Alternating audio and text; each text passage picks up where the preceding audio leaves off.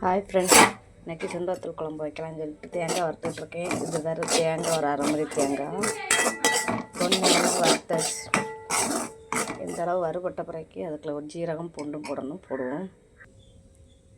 ஒரு ஸ்பூன் ஜீரகம், ஒரு 3 பல் பூண்டு, பெரிய பல்னால 3 பல் பூண்டு,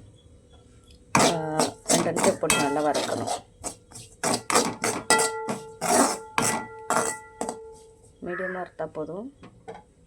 என்ன தேங்காய் ஏற்கனவே வறுப்பட்டு லேசாக வறுத்துட்டு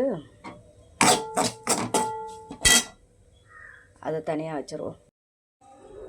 இதில் ஒரு 9 வத்தல் போட்டிருக்கேங்க சட்டியில். அதே சட்டியில் தேங்காய் தட்டி வச்சுட்டேன் பிளேட்டில் ஆறட்டோனே.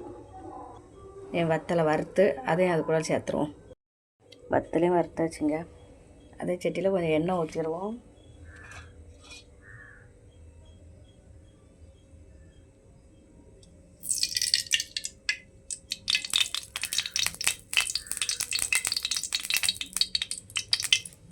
எண்ணெய் ஊற்றி கடுகு போடுவோம்.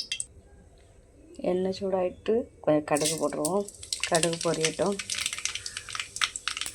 கடுகு பொரிஞ்சோன்னா ஒரு கைப்பிடி, அதாவது 3 கருவேப்பிலை எடுத்து அதையும் பிச்சு போட்டுருவோம். இது சுண்ட வத்தலுங்க. சுண்ட வத்தல் இப்படி 2 தள்ளி வச்சுக்கிடணும். தண்ணியில் போட்டு வச்சுருக்கணும். இதையும் அள்ளி அதில் போட்டுருவோம். சுண்ட வத்தல் நல்லா வந்துட்டு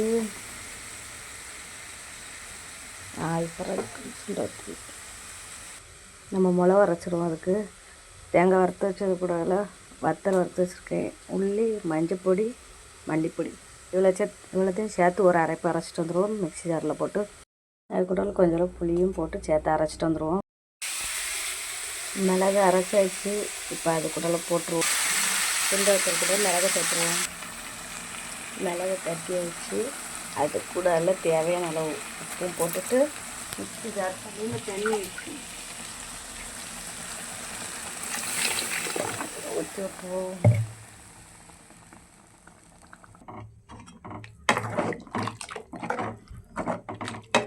நல்லா மிக்ஸ் பண்ணி விட்டுட்டு கொதித்து நல்லா எண்ணெய் பிரிஞ்சு வரக்கூடிய அளவுக்கு விடணும்.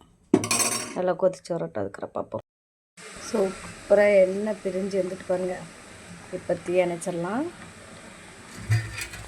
சுண்டவத்தல் குழம்பு ரெடி. சுண்டவத்தல் குழம்பு ரெடி ஆகிட்டுங்க. ஓகேங்களா? பிடிச்சிருக்குன்னா லைக் பண்ணுங்கள், ஷேர் பண்ணுங்கள், கமெண்ட் பண்ணுங்கள். இன்னொரு வீடியோவில் மீட் பண்ணுவோம். பாய்.